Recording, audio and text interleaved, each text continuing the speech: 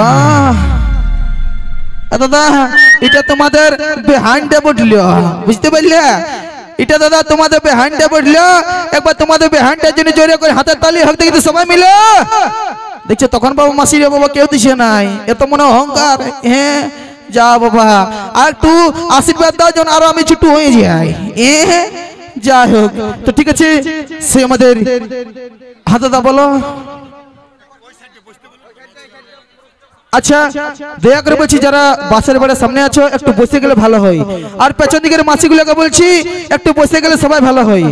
কারণ অনুষ্ঠানটা সবার জন্যই ঠিক আছে আনন্দ করুন ফুর্তি করুন এবং শান্তিভাবে বাড়ি যাবেন নাকি চলো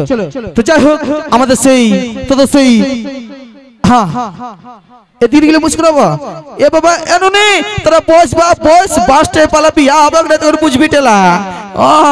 তোরা বস তোরা বসে সবাই আচ্ছা দিকের মাসিগুলো একটু বসলে ভালো হয়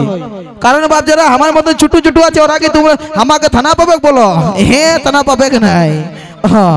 আর এদিকে দাদা গিলাকে বলছি কমিটির কাছে আমার বিশেষ অনুরোধ আপনারা নিজ নিজ দায়িত্ব পালন করুন আর দয়া করে বলছি এদিকে গিলে বসে গেলে ভালো হয় কারণ যাকে দেখার জন্য তোমরা এতক্ষণ ধরে বসে আছো সেইটাকে নিয়ে আসবো টেনশন নাই নাকি হ্যাঁ কিন্তু বাপ যখন আমি বিয়া করবো কিন্তু এই রাজু সাউন্ডকে নিয়ে যাবো আগে নাকি হ্যাঁ আর বলো কোন গানটা বাজবে দেখ শোনা আছে না এই ডিজেটা এরা ঘষড়ে যাচ্ছি কুলিটাই নাকি হ্যাঁ এনো তোর মসিকে নিয়ে আসবো রে हाँ देखी स्वभाव करेছি